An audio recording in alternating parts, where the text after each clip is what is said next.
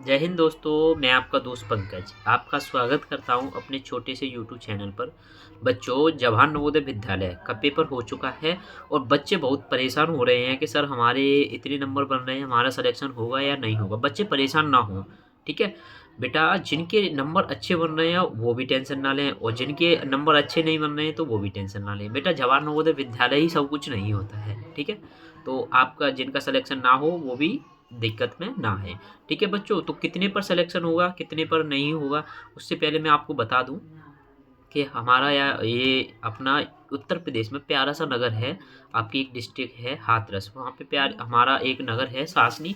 वहाँ पे हमारी ऑफलाइन क्लासें भी चलती हैं और बहुत सारे छात्र लगातार कई वर्षों से सेलेक्ट होते आ रहे हैं।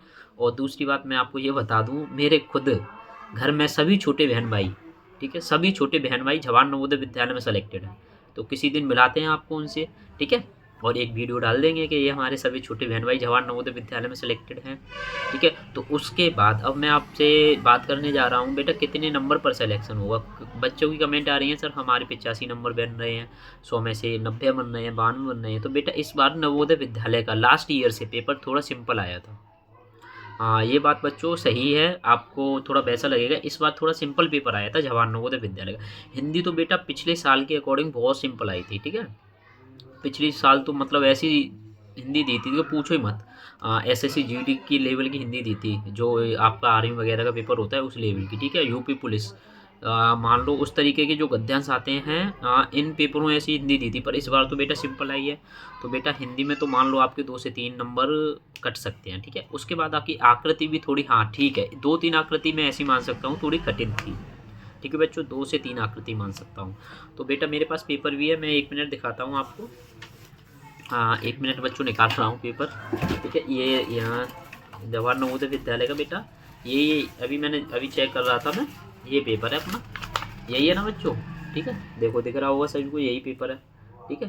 तो बेटा हाँ, तो मुझे लगा था हाँ कि आकृति बेटा मुझे 1-2 आकृति लगी थी जो ठीक थी, ठीक है। जिसे लगा था, जैसे मैं आपको बता दूं बेटा, एक ये वाली आकृति देखो 18वीं जो इसमें है, देखो ये वाली आकृति 18वीं बेटा, ये वाली ये ठीक थी, ठीक है। और मैथ में बेटा कई क्वेश्चन ऐसे थे जो ठीक लगे थे मुझे, ठीक है। जैसे मैं आपको बता देता हूँ बेटा, मैथ में लगा था मुझे, एक लगा था बेटा अंडे वाला। देखो ये क्वेश्चन है, एक डिब्बे में 500 अंडे थे जिसके 3/25 भाग टूट गए, टूटा हुआ निकाला हुआ, और दूसरा 1/5 पर मेहमानों को दिया। अब वो कह रहा है बेटा कि उपयोग किए जा सकने वाले अंडों की संख्या। अब बच्चे इसका लगा के आए हैं बेटा 340, पर इसका सही आंसर सर 440। क्यों बच्चों? क्योंकि 3/25 भाग ही तो टूट गए ना, 3/25 भाग टूट गए, तो इसका मतलब 60 अंडे टूट गए, बाद बाकी तो उपयोग किए जा सकते हैं ना, उपयोग किए जा सकते थे। तो 440 आंसर आएगा इसका, ठीक है बच्चों। ये सवाल अच्छा लगा था मुझे। और बेटा एक सवाल था आपका ये वाला, 100 cm स्क्वायर में, बेटा स्क्वायर में बात कर रहा है तो 2 बार गुणा करना पड़ेगा। तो इसका बेटा ये थोड़ा सवाल अच्छा लगा था। और मुझे बेटा 1 से 11 तक कितनी अभाज्य संख्या होती है। अगर मैं बोलूँ 1 से 11 तक कितनी अभाज्य संख्याएं होती हैं, तो बच्चों आपकी आएंगी 5, क्योंकि उसे 11 को काउंट करेंगे, उसमें क्या करेंगे, 11 को काउंट करेंगे। पर 1 और 11 के मध्य बोला है उसने, क्या किया है बच्चों, 1 और 11 के मध्य बोला है। तो बेटा मध्य बोला है तो उसमें 11 काउंट नहीं करेंगे बेटा, 11 काउंट हम नहीं करेंगे बेटा, मध्य बोला है तो। इसका मतलब इसका सही आंसर हो जाएगा बेटा 4 संख्याएं होंगी ऐसी, ठीक है। ऐसी कितनी संख्या होंगी, 4। तो बेटा पेपर का लेवल, हाँ ओवरऑल बात करूँ लास्ट ईयर से बेटा सिंपल रहा है, ओवरऑल बात करूँ तो। इसका मतलब मेरिट बेटा हाई जाने के थोड़े चांस है, हाई भी नहीं कह सकते, मतलब 72 से 75 के बीच में, मान लो 70 से 75 के बीच में यूआर के लिए, 70 से 75 के बीच में यूआर के लिए अच्छा मौका है, उनका सिलेक्शन हो जाएगा बेटा, ठीक है। और बेटा अलग अलग मेरिट लगेगी, ठीक है। जैसे किसी के आकृति में 40 सही हैं और हिंदी में बेटा 20 पूरे सही हैं, ठीक है। पर आपके गणित में 7 से 8 गलत हो गए, बेटा क्या हुआ, गणित में 7 से 8 गलत हो गई, तो बेटा गणित में 7 से 8 गलत हो जाएंगे, तो बेटा फिर आप मेरिट से बाहर हो, ठीक है। आप क्या हो बेटा, मेरिट से बाहर हो, ठीक है। आप क्या हो, मेरिट से बाहर हो, ठीक है, ऐसा हो सकता है। तो अब बेटा अब आती है बात आपकी आपकी ओबीसी और एससी कैटेगरी की। बेटा ओबीसी और जनरल में कोई अंतर नहीं रहता, 1-2 नंबर का रहता है वो, तो मैं तो कोई अंतर मानता ही नहीं हूँ, क्योंकि कोई अंतर ही नहीं है, नाम ही ओबीसी और जनरल का है। पर एससी में हाँ बच्चों, एससी में थोड़ा आपका मिलेगा। आपका अगर 68 से 72 बन रहे हैं तो आप बिल्कुल सेफ जोन में मानिए अपने आप को, ठीक है। तो और अब दूसरी बात रही बच्चों के, सर मेरे 65 बन रहे हैं, मेरे 60 बन रहे हैं, बेटा उनका भी सिलेक्शन होगा, 60 वालों का भी होगा, 65 वालों का भी होगा।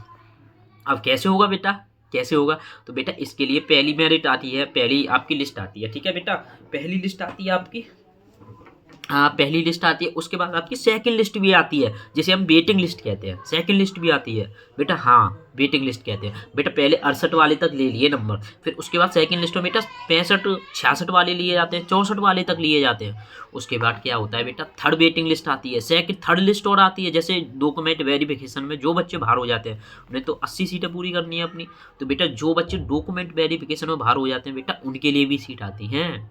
क्या होता है बेटा, उनके लिए भी सीट आती हैं। आगे समझ?